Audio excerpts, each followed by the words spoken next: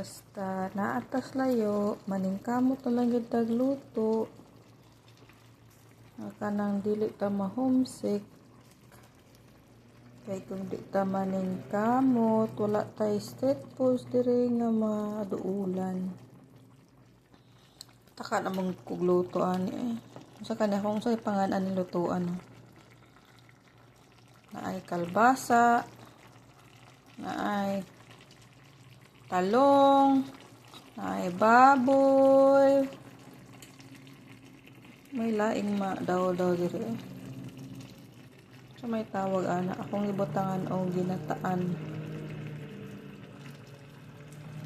Ginataang baboy nga walay tambok.